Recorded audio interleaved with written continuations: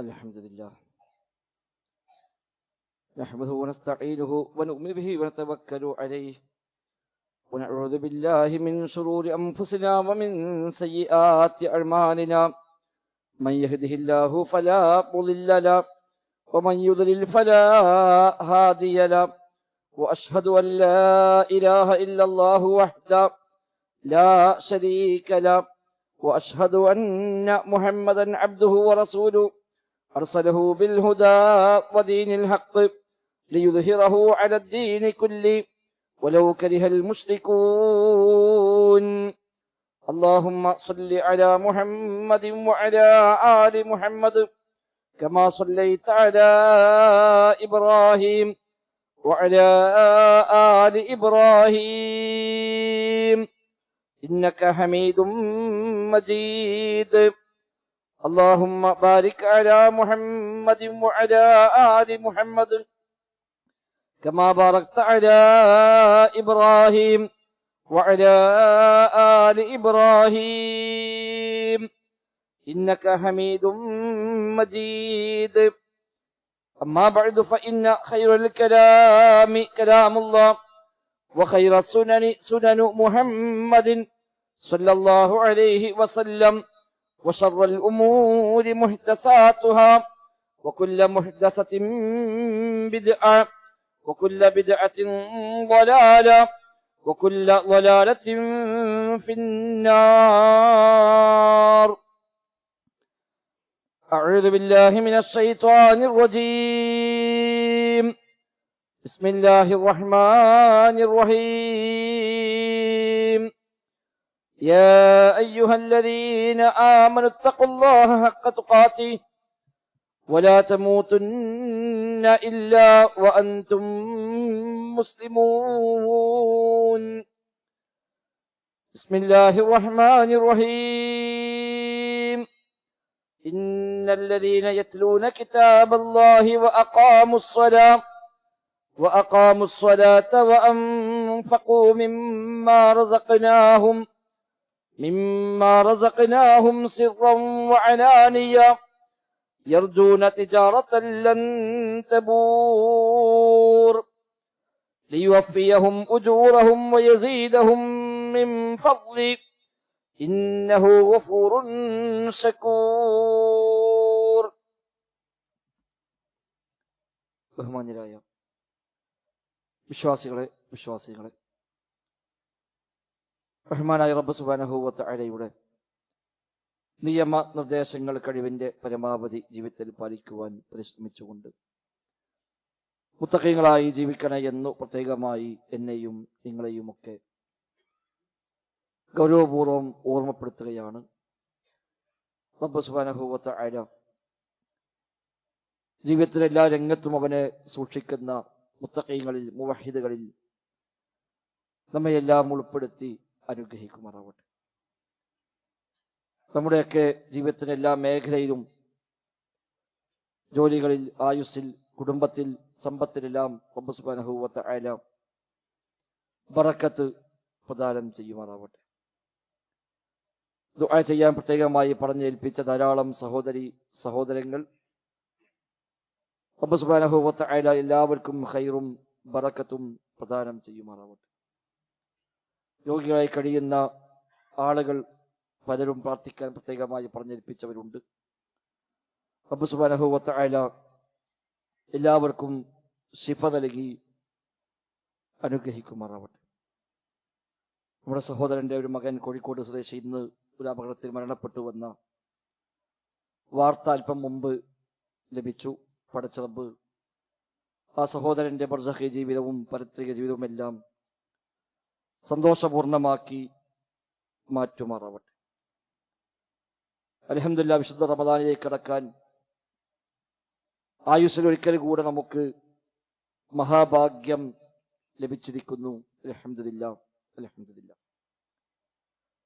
എത്രയോ ആളുകൾ ആഗ്രഹിക്കുന്നതാണ് റമദാനിലേക്ക് എത്തണമെന്നത്. പക്ഷെ ആഗ്രഹിച്ച എല്ലാവർക്കും ആ ഒരു അവസരം ലഭിക്കാറില്ല. വിശ്വാസിയെ സംബന്ധിച്ച് ഏറ്റവും വലിയ അനുഗ്രഹമാണ്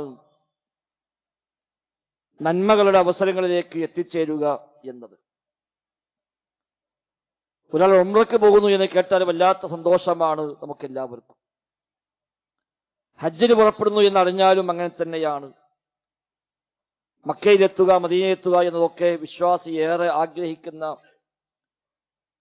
എന്നും ഏറെ കൊതിയോടെ മനസ്സിൽ കാത്തു സൂക്ഷിക്കുന്ന അവന്റെ സ്വപ്നങ്ങളിൽപ്പെട്ടതാണ് ഇതൊക്കെ. അതുപോലെ തന്നെയുള്ള ഒരു അവസരമാണ് വിശുദ്ധ റമദാനിലേക്ക് എത്താൻ കഴിയുക എന്നുള്ളത്. ഒട്ടനവധി സവിശേഷതകളാൽ ഏറെ മഹത്വങ്ങൾ കൽപ്പിക്കപ്പെട്ട മാസമാണല്ലോ റമദാൻ എന്നത്. റമദാൻ ഒന്നാമതായി തൗബയുടെ മാസമാണ്. എല്ലാ പാപങ്ങളെയും കരിച്ചു കളയുന്നതാണ് റമദാൻ എന്ന വാക്ക് തന്നെ അർത്ഥമാക്കുന്നത്. അതോടൊപ്പം ഷഹ്റുർ റഹ്മ, കാരുണ്യത്തിന്റെ, ഇത്ഖിന്റെ, പാപമോചനത്തിന്റെ എല്ലാം മാസമാണ് റമദാൻ. അനേക ലക്ഷം മനുഷ്യന്മാർക്ക് ഓരോ ദിവസവും നരകത്തിൽ നിന്ന് പടച്ച റബ്ബ് മോചനം നൽകുമെന്നാണ് റമദാൻ മാസത്തിൽ. അഥവാ റബ്ബ് അവർക്ക് നരകമുണ്ട് എന്ന് തീരുമാനിച്ച ആളുകൾ, ഞാൻ മഗ്ഫിറത്ത് നൽകുകയില്ല എന്ന് റബ്ബ് തീരുമാനിച്ച ആളുകൾ, അത്തരം ആളുകൾക്ക് പടച്ച റബ്ബ് ഔദാര്യമായി മാപ്പ് നൽകുന്നു, മഗ്ഫിറത്ത് നൽകുന്നു. അവർക്കും അല്ലാഹു തആല നരകമോചനം നിശ്ചയിക്കുന്നു. എല്ലാ ദിവസവും രാപ്പകലുകളിൽ ധാരാളം ആളുകൾക്ക് അങ്ങനെ ഇത്ഖ്, പാപമോചനം ലഭിക്കുമെന്ന് റമദാനെ കുറിച്ച് റസൂലുള്ളാഹി സ്വല്ലല്ലാഹു അലൈഹി വസല്ലം തങ്ങൾ പഠിപ്പിക്കുന്നത് കാണാൻ കഴിയും. റബ്ബിന്റെ റഹ്മത്തുകൾ ധാരാളമായി വാനലോകത്ത് നിന്ന് ഭൂമി ലോകത്തേക്ക് ഇറങ്ങുന്ന മാസം കൂടിയാണ് റമദാൻ എന്നത്. നന്മകൾക്ക് കണക്കില്ലാത്ത പ്രതിഫലം ഇരട്ടിയായി നൽകപ്പെടുന്ന മാസമാണ് റമദാൻ. പാപങ്ങൾ ധാരാളമായി പൊറുക്കുന്ന മാസമാണ്. വിശുദ്ധ ഖുർആനിന്റെ മാസമാണ്, നോമ്പിന്റെ മാസമാണ്, പ്രാർത്ഥനകളുടെ മാസമാണ്, ഇജാബത്തിന്റെ മാസമാണ്. ഇങ്ങനെ തുടങ്ങി ധാരാളം മഹത്വങ്ങൾ ഉൾക്കൊള്ളുന്നതാണ് ഒരു റമദാൻ എന്നുള്ളത്. അതൊരു സീസണാണ് വിശ്വാസിക്ക് എന്നർത്ഥം. ഏതു കച്ചവടക്കാരനും ഒരു സീസൺ വരുമ്പോൾ ദിവസങ്ങൾക്ക് മുമ്പോ, ആഴ്ചകൾക്ക് മുമ്പോ, മാസങ്ങൾക്ക് മുമ്പോ അതിനുവേണ്ടി ഒരുങ്ങാറുണ്ട്. തന്റെ കച്ചവടത്തിൽ ഏറ്റവും നല്ല സീസൺ അടുത്തു വരുന്നു എന്ന് അറിയുമ്പോൾ മുമ്പേ തന്നെ അതിനുവേണ്ടി ഒരുങ്ങി തയ്യാറായി, അതിനുവേണ്ടി സ്ഥലം ബുക്ക് ചെയ്ത്, അതിനുവേണ്ട ഉൽപ്പന്നങ്ങൾ ഇറക്കി, കടം വാങ്ങിയിട്ടെങ്കിലും തൽക്കാലം പണം കണ്ടെത്തി ഉൽപ്പന്നങ്ങൾ തയ്യാറാക്കി വെച്ച് കഠിനാധ്വാനം ചെയ്യുന്നവന് ഉറക്കം കുറയുന്നു. പിന്നെ ഭക്ഷണം പോലും ഡിസോർഡർ ആകുന്നു. ആ സീസണിലേക്ക് അടുക്കും തോറും അവൻ അതിലേക്കുള്ള ഒരുക്കങ്ങൾ മാക്സിമം പൂർത്തിയാക്കാൻ ശ്രമിക്കുക. കാരണം അവനറിയാം ഈ അധ്വാനം വെറുതെയാവില്ല. ഈ സീസൺ അങ്ങ് പൂർത്തിയായി കിട്ടിയാൽ വലിയ ലാഭം ലഭിക്കുമെന്ന പ്രതീക്ഷയാണ് ആ അധ്വാനത്തിന് അവനുള്ള പ്രചോദനം. ഉറക്കമൊഴിവാക്കാൻ, ത്യാഗം ചെയ്യാനെല്ലാം ആ കച്ചവടക്കാരെ പ്രേരിപ്പിക്കുന്നത് ഈ അധ്വാനം എനിക്ക് ഇനി മുന്നോട്ട് പോകുമ്പോൾ വലിയ ലാഭമുണ്ടാക്കി തരുമെന്ന ആ ഒരു പ്രതീക്ഷയാണല്ലോ. എങ്കിൽ വിശ്വാസി പടച്ച റബ്ബുമായുള്ള കച്ചവടത്തിലാണ്, അള്ളാഹുമായി കച്ചവടം ചെയ്യുകയാണ്. സൂറത്തുൽ ഫാത്തിറിൽ ഞാൻ ഓതി വെച്ച 29-ാമത്തെ വചനം അതാണ്. വിശുദ്ധ ഖുർആൻ പാരായണം ചെയ്യുന്ന ആളുകൾ, വഅഖാമുസ്സലാത്ത, അതേപോലെ നിസ്കാരം നിർവഹിക്കുന്ന ആളുകൾ, വഅൻഫഖൂ മിമ്മ റസഖനാഹും സിർറൻ വഅലാനിയ, നാം നൽകിയതിൽ നിന്ന് സ്വകാര്യമായും പരസ്യമായും ചെലവഴിക്കുന്ന ആളുകൾ, യർജൂന തിജാറത്തൻ ലൻ തബൂർ, അവർ ആഗ്രഹിക്കുന്നത് തിജാറത്തൻ, ഒരു കച്ചവടമാണ്, ലൻ തബൂർ, ഒരിക്കലും നഷ്ടം വരാത്ത, നഷ്ടം വരുമെന്ന് പേടിക്കാനില്ലാത്ത, ലാഭം മാത്രമുള്ള കച്ചവടമാണ് അവരാഗ്രഹിക്കുന്നത് എന്ന് സൂറത്തുൽ ഫാത്തിറിൽ റബ്ബ് സുബ്ഹാനഹു വ തആല പറയുകയാണ്. നമ്മൾ ജീവിതത്തിൽ ഖുർആൻ ഓതലുണ്ട്, നിസ്കരിക്കാറുണ്ട്, സദഖ ചെയ്യാറുണ്ട്. ഇതെല്ലാം ചെയ്യുന്ന ആളുകൾ പ്രതീക്ഷിക്കുന്നത് തിജാറത്തൻ ലൻ തബൂർ, നഷ്ടം വരാത്ത കച്ചവടമാണ്. എങ്കിൽ ആ കച്ചവടത്തിന്റെ സീസണാണ് റമദാൻ എന്നുള്ളത്. ഈ കച്ചവടങ്ങൾ ഏറ്റവും ലാഭകരമായി കണക്കില്ലാത്ത ലാഭം ഉണ്ടാക്കാൻ കഴിയുന്ന ഒരു സീസണായി ഈ റമദാനിനെ നാം കാണണമെന്ന് പ്രത്യേകമായി എന്നെയും നിങ്ങളെയും ഒക്കെ ഓർമ്മപ്പെടുത്തുകയാണ്. മറ്റെന്തിനേക്കാളേറെ വലിയ നേട്ടമാണ് ജീവിതത്തിൽ ഒരു റമദാൻ കിട്ടുക എന്നുള്ളത്.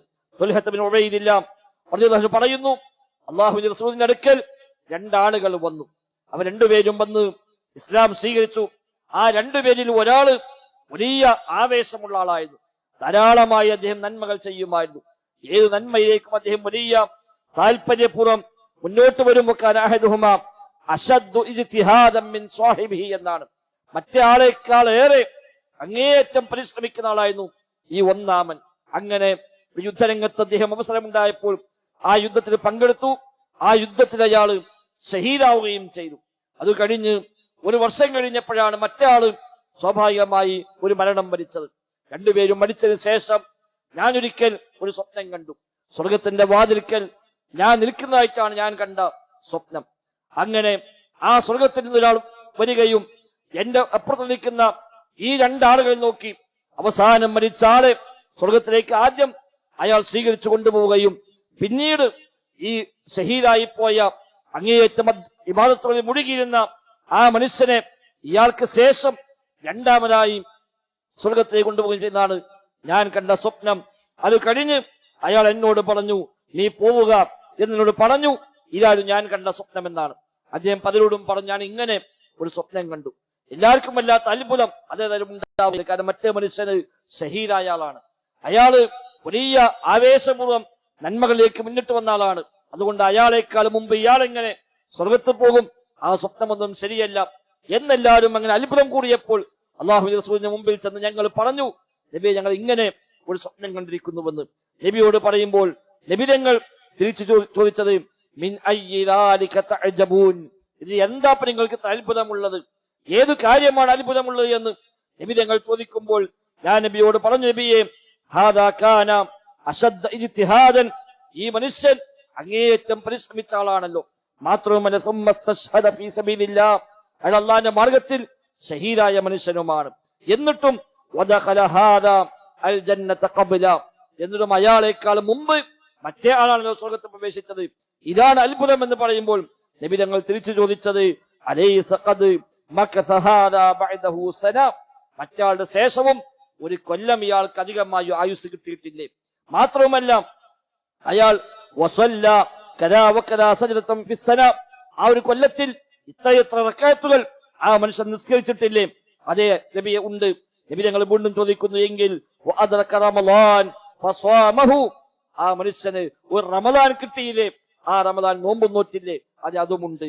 എങ്കിൽ നബി ഞങ്ങൾ പറഞ്ഞു, എങ്കിൽ പിന്നെ ഫലമാ ബൈനഹുമാ അബ്അദു മാ ബൈനസ് സമാഇ വൽ അർദ്, എങ്കിൽ ആ രണ്ടാളുകൾക്കും ഇടയിൽ ആകാശഭൂമികൾക്കിടയിൽ അത്ര വിദൂരമുണ്ട് എന്നാണ് റസൂലുള്ളാഹി സ്വല്ലല്ലാഹു അലൈഹി വസല്ലം തങ്ങൾ പറഞ്ഞു കൊടുക്കുന്നത്. ഒരാൾ ഷഹീദാവുകയാണ്, മറ്റയാൾക്ക് ലഭിച്ചത് ഒരു വർഷം അധികം കിട്ടി.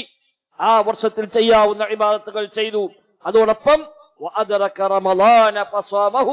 ഒരു റമദാൻ അയാൾക്ക് ലഭിച്ചു. ആ റമദാൻ നോമ്പും നോറ്റില്ല എന്ന് നബി തങ്ങൾ പ്രത്യേകമായി എടുത്തു ചോദിക്കുകയാണ്.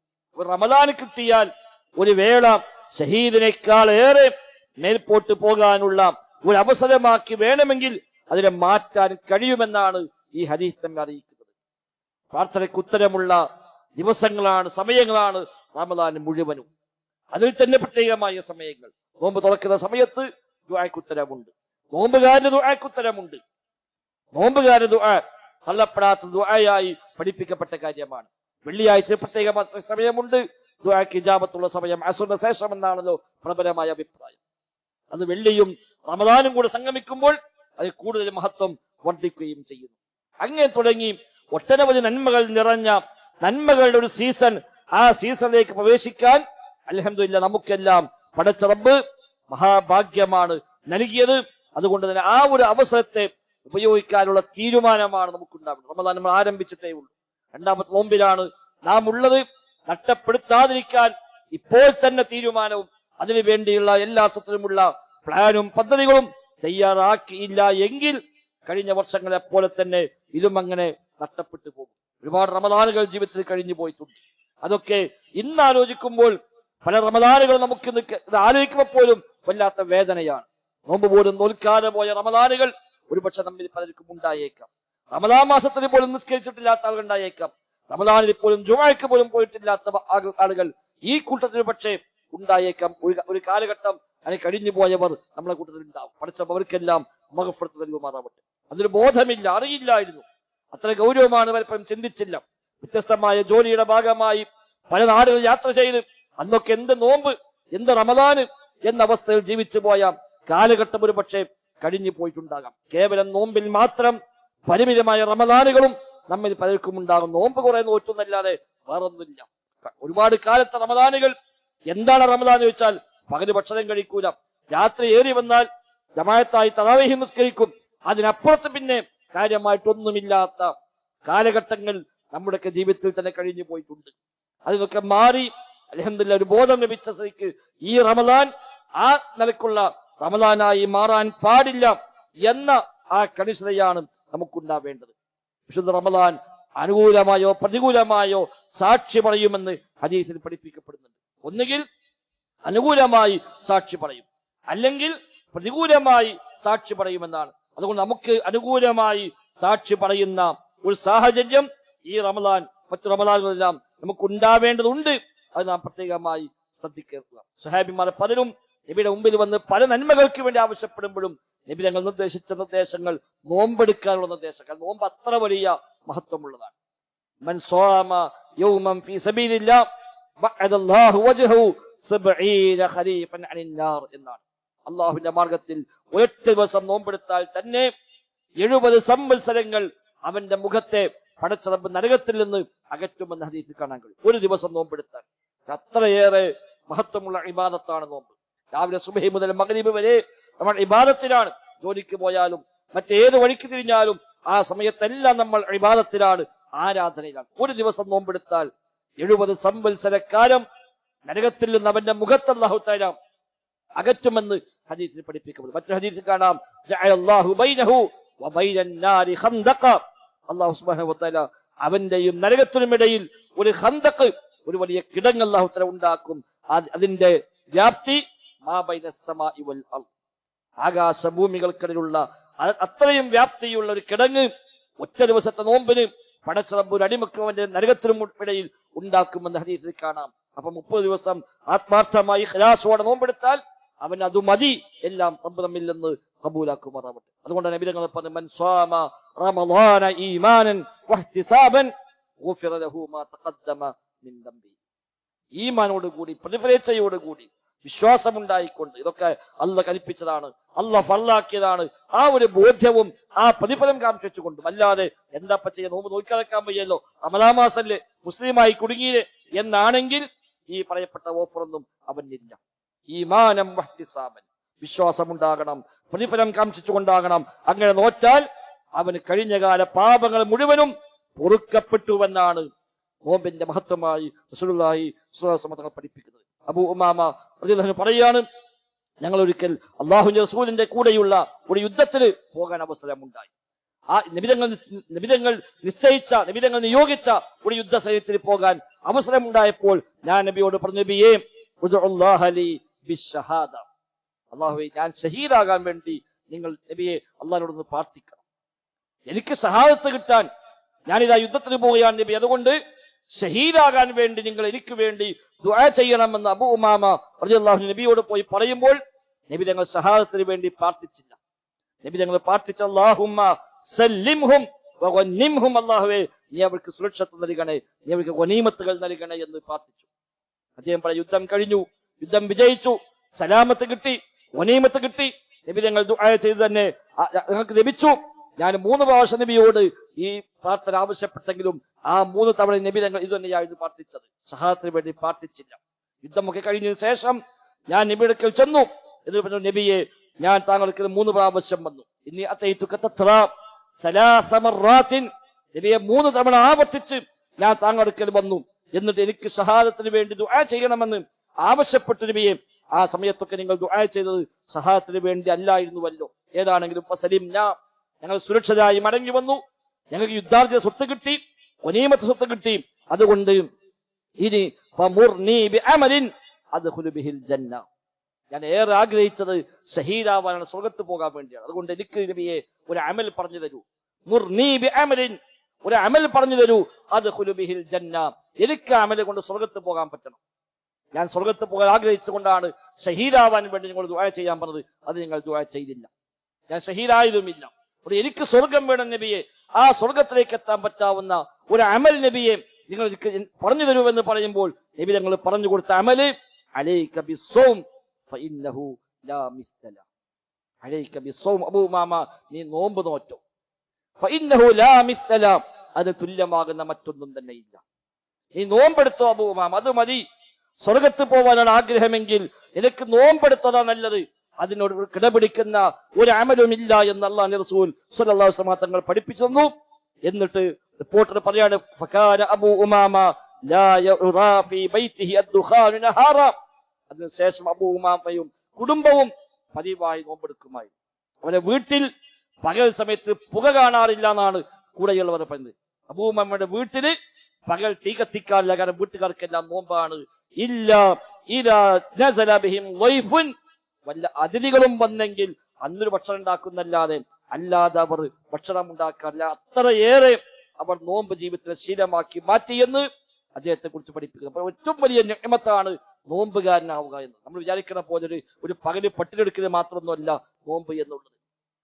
പകല് പട്ടിണി കിടന്നു എന്നത് മാത്രമല്ല, അതിനപ്പുറത്ത് വലിയ നേട്ടങ്ങൾ. ഒരു മനുഷ്യന്റെ, ഒരു വിശ്വാസിയുടെ ഏറ്റവും വലിയ ലക്ഷ്യം സ്വർഗമാണ്.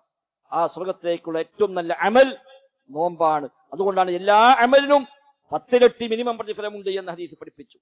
അവിടെ അങ്ങോട്ട് 70ഉം 700ഉം വരെയായി അല്ലാഹു തആല വർദ്ധിപ്പിച്ചു കൊടുക്കുമെന്ന് പറയുന്ന ഹദീസ് അബൂ ഹുറൈറ റളിയല്ലാഹു അൻഹു ആണ് നബി തങ്ങളിൽ നിന്ന് ആ ഹദീസ് റിപ്പോർട്ട് ചെയ്യുന്നത്. എല്ലാ അമലിനും ഏറ്റവും ചുരുങ്ങിയത് 10 ഇരട്ടി പുണ്യം, അശറത്തു അംസാൽ, 10 ഇരട്ടി പുണ്യമാണ് എല്ലാത്തിനും ഉള്ളത്. ചിലർക്ക് 70 ആകും, 700 ആകും, അതിനപ്പുറം അല്ലാഹു തആല വർദ്ധിപ്പിച്ചു കൊടുക്കും എന്ന് പറയുന്ന ഹദീസിൽ കാണാം ഇല്ല സൗം, നോമ്പൊഴികെ. നോമ്പിന് ഈ പറയപ്പെട്ട പരിമിതികളൊന്നുമില്ല, ലിമിറ്റുകളൊന്നുമില്ല. അത് റബ്ബിനാണ്, അവനാണ് പ്രതിഫലം കൊടുക്കുക. അത് എന്താ കൊടുക്കുക, എത്ര കൊടുക്കുക, അത് റബ്ബിന് മാത്രമേ അറിയൂ എന്നാണ്.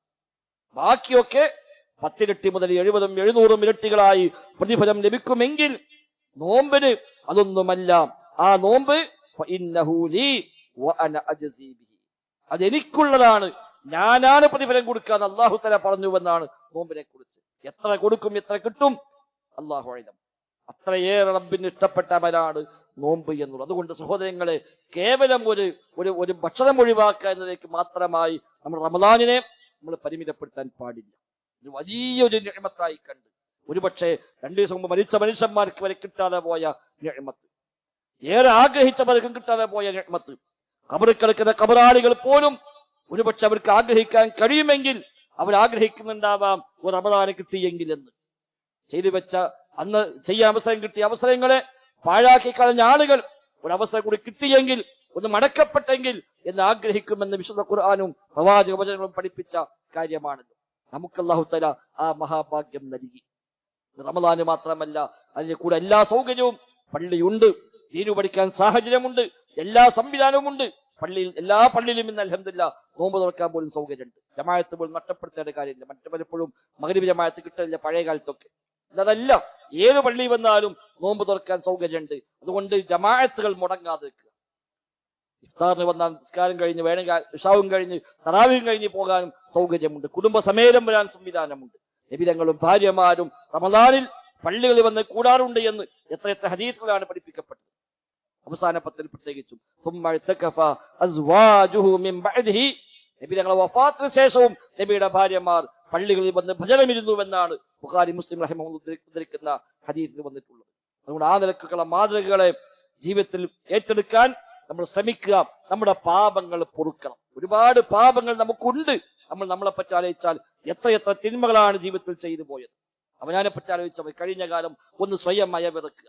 പ്രായപൂർത്തിയും ബുദ്ധിയുമായ കാലം മുതൽ ഇതുവരെ കഴിഞ്ഞു പോയ 30, 40, 50, 60, 70 കൊല്ലം, ആ കൊല്ലങ്ങളെ പറ്റി ഒന്നും കണ്ട് അയവിറക്കി നോക്കി. എന്തായിരുന്നു എന്റെ കഴിഞ്ഞ ജീവിതം മുഴുവൻ?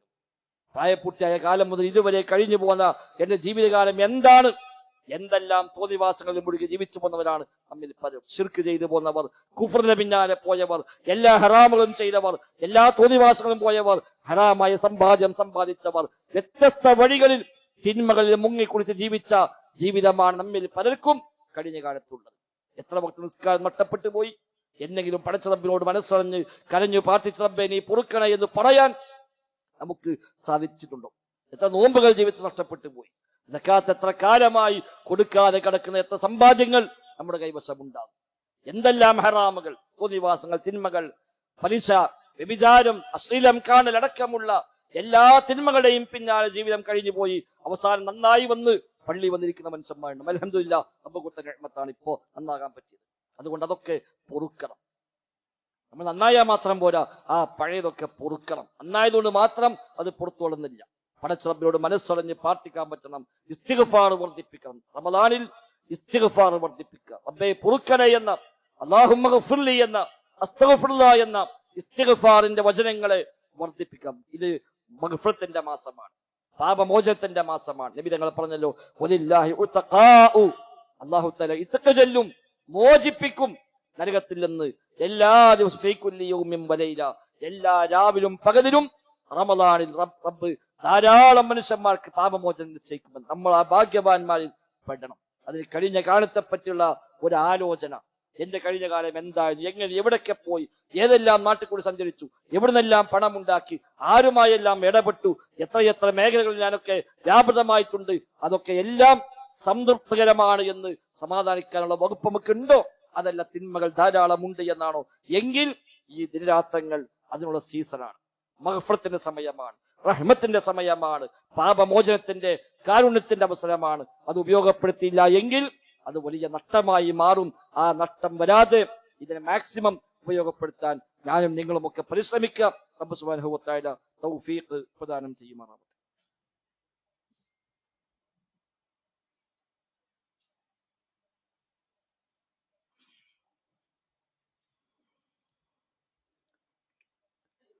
അൽഹംദുലില്ലാഹ്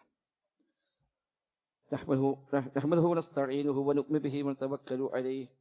اللهم صل على محمد وعلى آل محمد كما صليت على إبراهيم وعلى آل إبراهيم إنك حميد مجيد.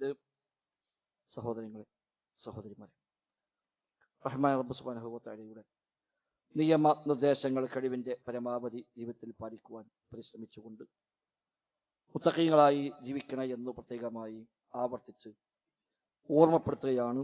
റബ്ബ് സുബ്ഹാനഹു വ തആല നമുക്കെല്ലാം തൗഫീഖ് പ്രദാനം ചെയ്യുമാറാവട്ടെ. എല്ലാ ഉൽപ്പന്നങ്ങളും ധാരാളമായി ലഭിക്കുന്ന ഒരു വലിയ ഒരു മാർക്കറ്റ്, ആ മാർക്കറ്റിലേക്ക് പോയി ഒരുപാട് സമയം ചുറ്റിക്കറങ്ങി കണ്ടുപോകുന്ന ഒരു മനുഷ്യൻ കയ്യിൽ ഒരു രൂപ പോലും ഇല്ല എങ്കിൽ ഇതെല്ലാം കാണാമെന്നല്ലാതെ ഒന്നുപോലും അവന് നേടാൻ കഴിയുകയില്ല. പല പണ്ഡിതന്മാരും റമദാനുമായി ബന്ധപ്പെട്ട് പറയുമ്പോൾ പറഞ്ഞൊരു ഉദാഹരണമാണ്, കല്ലദീ യദ്ഖുലു സൂഖ് വലാ മാല ഇൻദ.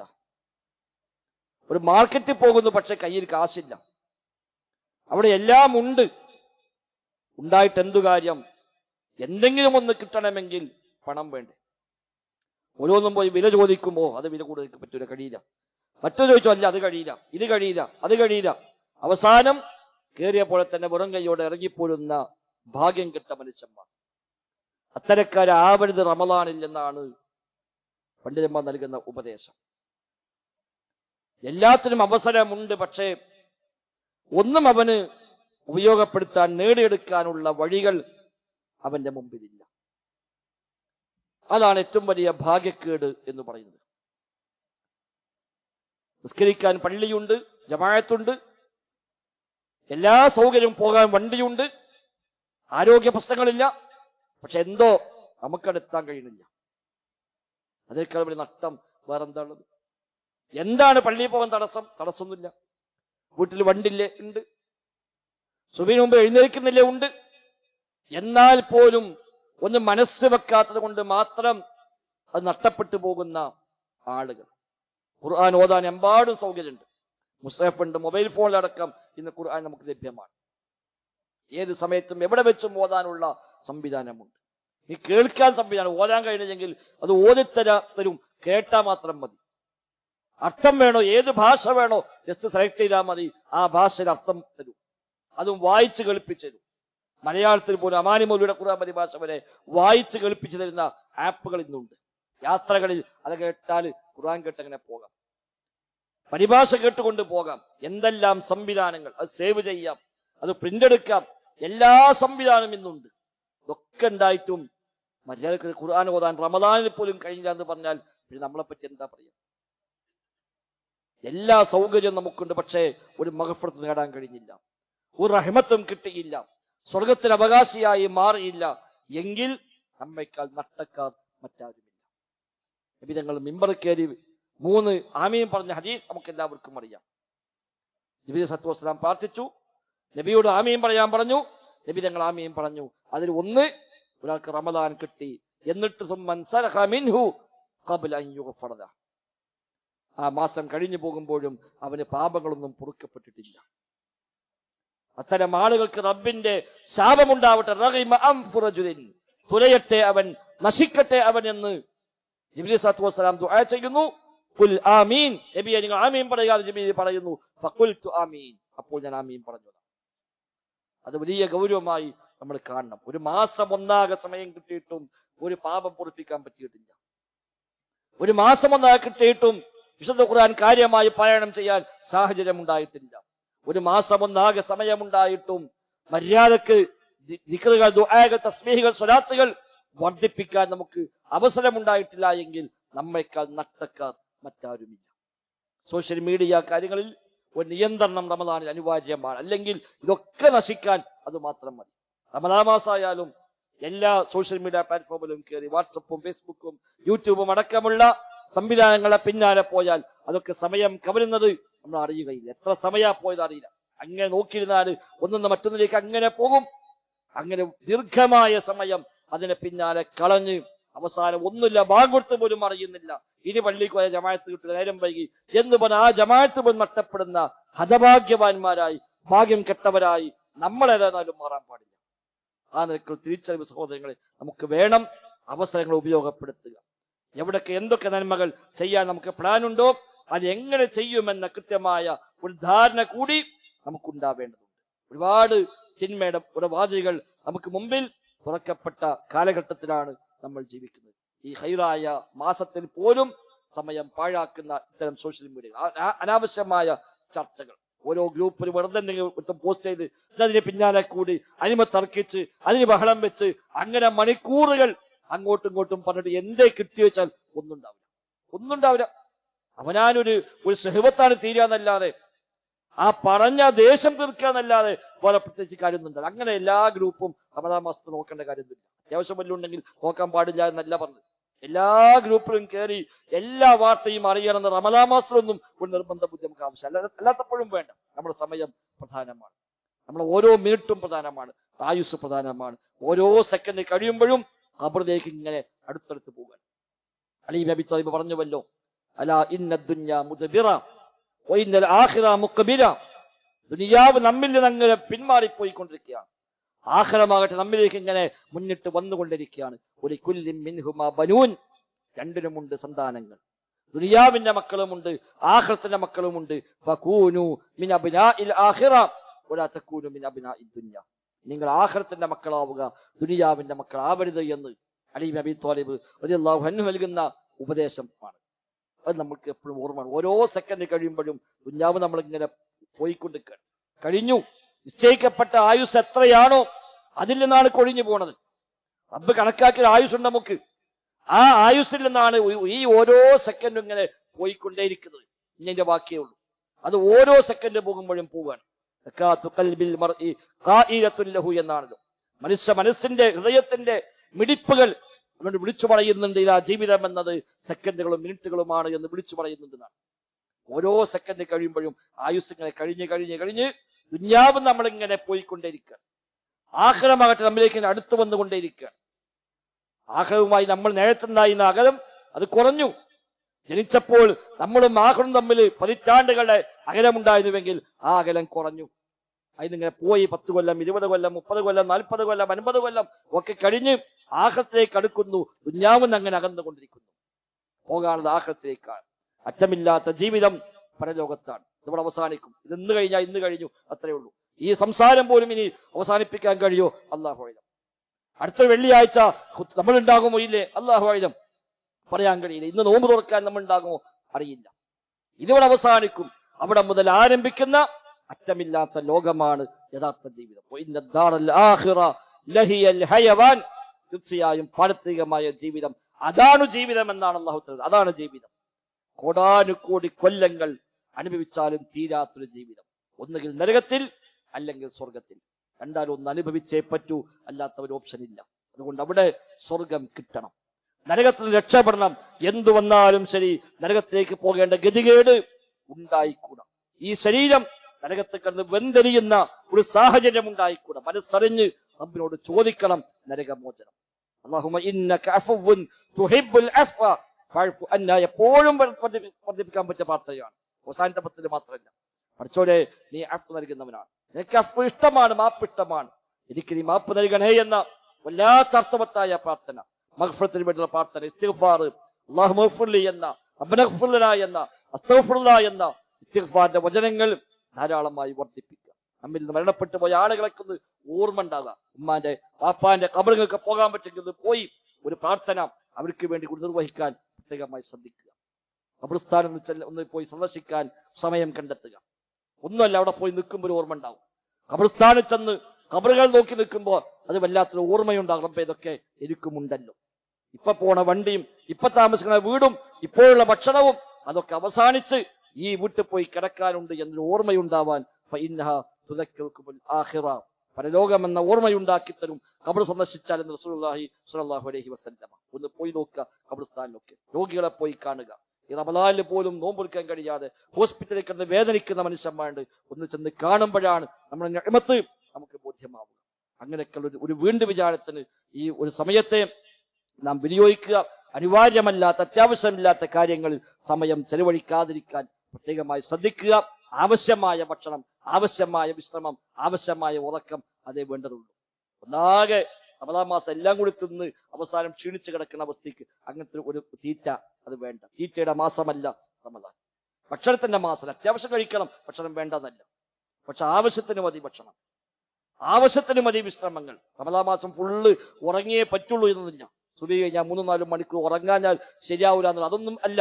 അങ്ങനെ ഉറങ്ങി തീർക്കേണ്ടതില്ല. അത്യാവശ്യം ഉണ്ടോ, ക്ഷീണുണ്ടോ, ഒന്ന് കിടക്കാം. അത് കഴിഞ്ഞോ നമുക്ക് എണീക്കാം. ബാക്കി സമയങ്ങളെല്ലാം ഉപയോഗപ്പെടുത്താൻ ശ്രമിക്കുക.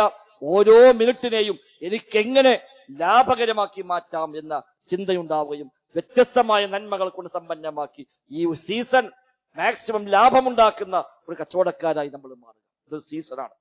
തിജാറത്തല്ലൻ തബൂർ, ഒരിക്കലും നഷ്ടം സംഭവിക്കാത്ത കച്ചവടം, അള്ളാഹുമായുള്ള കച്ചവടം. നമ്മുടെ സമ്പത്ത് അള്ളാഹ് കൊടുക്കുകയാണ്, നമ്മുടെ ശരീരം അള്ളാഹുവിന് കൊടുക്കുകയാണ്, നമ്മുടെ ഇച്ഛകളെ പടച്ച റബ്ബിന് സമർപ്പിക്കുകയാണ്. പകരം റബ്ബ് തരാമെന്ന് ഏറ്റത് സ്വർഗമാണ്. അള്ളാഹു തആല വിശ്വാസികളിൽ നിന്ന് വിലക്ക് വാങ്ങിയിരിക്കുന്നതാണ് അവരുടെ സമ്പത്തും ശരീരവും. സ്വർഗം നൽകാമെന്ന വാഗ്ദാനത്തിൽ. ഈ കച്ചവടത്തിന് നമുക്ക് ഇങ്ങോട്ട് കിട്ടുന്നത് സ്വർഗമാണ്, അങ്ങോട്ട് നൽകുന്നത് നമ്മുടെ ശരീരമാണ്, നമ്മുടെ സമയമാണ്, നമ്മുടെ സമ്പത്താണ്, നമ്മുടെ എനർജിയാണ്. നമ്മുടെ റബ്ബ് തന്ന വിഭവങ്ങളെ അള്ളാഹ്ക്ക് വേണ്ടി കൊടുത്ത് പകരം സ്വർഗം വാങ്ങുകയാണ്. ഇത് റബ്ബുമായുള്ള കച്ചവടമാണ്. അതാണ് തിജാറത്തല്ലൻ തബൂർ, നഷ്ടം വരാത്ത കച്ചവടം. മറ്റേത് കച്ചവടത്തിലും നഷ്ടം വന്നേക്കാം. ഇന്ന് ലാഭമാണെങ്കിൽ നാളെ നഷ്ടമാകും. ഈ കച്ചവടത്തിൽ നഷ്ടമില്ല, ലാഭം മാത്രമേ ഉള്ളൂ. അതിനെ പറ്റിയ സീസൺ കിട്ടിയിട്ടും 1 മാസം ഒന്നാകെ നീണ്ടു നിൽക്കുന്ന ഒരു സീസൺ ഉണ്ടായിട്ടും ഒരു ലാഭം ഉണ്ടായില്ല, ഒന്നും നേടാൻ പറ്റില്ല എന്ന് പറഞ്ഞാൽ ആരാലും ചോദിക്കുന്നത് എന്ത് കച്ചവടക്കാരാണോ ഇത്ര വലിയ ഒരു സീസണിന് മുമ്പിൽ വന്നിട്ട് ഒന്നും നേടാൻ പറ്റിയില്ലെങ്കിൽ എന്ത് കച്ചവടക്കാരാണ് ദുനിയാവിന്റെ കാര്യത്തിൽ നമ്മൾ ചോദിക്കൂലേ? എങ്കിൽ ആഖിറത്തിന്റെ കാര്യത്തിൽ നമ്മൾ നമ്മളെപ്പറ്റി വിലയിരുത്തുക. പരലോകം നേടണം, സ്വർഗം നേടണം, നരകം സഹിക്കാൻ കഴിയില്ല എന്ന ഉറച്ച ബോധ്യത്തോടു കൂടി മുന്നോട്ട് പോവുക. സർവോപരി വിശ്വാസം ക്ലിയറാക്കുക. ശിർക്ക് വന്നാൽ ഇതെല്ലാം ബാത്തിലായി. ഈ നിസ്കാരം നോമ്പും ഇങ്ങനെയൊക്കെ ചെയ്തിട്ടും ഒരു ശിർക്ക് ചെയ്താൽ, റബ്ബല്ലാത്തോട് പ്രാർത്ഥിച്ചാൽ, ഒരു ഖബറിനെ പോയി, ഒരു ദർഗയിൽ പോയി, ഒരു മഹാനോട് ഒരു പടപ്പിനോട് ദുആ ചെയ്താൽ, ഒരു സഹായം അർത്ഥിച്ചാൽ, ഒരു നേർച്ച നേർന്നാൽ, അവർക്ക് വേണ്ടി ഏതെങ്കിലും ഇബാദത്ത് സമർപ്പിച്ചാൽ അതോടുകൂടി എല്ലാം ബാത്തിലായി പോയി. ഈ എല്ലാ ത്യാഗങ്ങളും എല്ലാ പരിശ്രമങ്ങളും നഷ്ടപ്പെട്ടു പോകാൻ അത് മതിയാകും. അതിലും ഇഷ്ടം പോലെ അവസരങ്ങൾ നമ്മുടെ നാട്ടിലുണ്ട്. അതിനൊക്കെ മുക്തമായി, അതിനൊക്കെ ബോധമുണ്ടായി, തിരിച്ചറിവുണ്ടായി നന്മയുടെ വഴിയെ സഞ്ചരിക്കാൻ പരിശ്രമിക്കാം. റബ്ബ് സുബ്ഹാനഹു വ തആല തൗഫീഖ് പ്രദാനം ചെയ്യുമാറാവട്ടെ. അല്ലാഹുമ്മ റബ്ബന ആതിന ഫിദ് ദുനിയ ഹസന വഫിൽ ആഖിറതി ഹസന വഖിന അദാബന്നാർ. അല്ലാഹുമ്മ ഇഗ്ഫിർ ലിൽ മുഅ്മിനീന വൽ മുഅ്മിനാത്ത് വൽ മുസ്ലിമീന വൽ മുസ്ലിമാത്ത് الأحياء منهم والأموات إنك مجيب الدعوات وقاضي الحاجات. ربنا اصرف عنا عذاب جهنم إن عذابها كان غراما إنها ساءت مستقرا ومقاما. ربنا اصرف عنا عذاب جهنم إن عذابها كان غراما إنها ساءت مستقرا ومقاما. ربنا اصرف عنا عذاب جهنم إن عذابها كان غراما إنها ساءت مستقرا ومقاما. اللهم اجعل هذا الشهر الشريف العظيم شاهدا لنا لا شاهدا علينا واجعله حجة لنا لا حجة علينا. اللهم اعتق رقابنا ورقاب آبائنا وأمهاتنا من النار يا أرحم الراحمين. ربنا تقبل منا ربنا تقبل منا ربنا تقبل منا إنك أنت السميع العليم وتب علينا إنك أنت التواب الرحيم. وصلى الله وسلم على محمد وآله وصحبه أجمعين والحمد لله.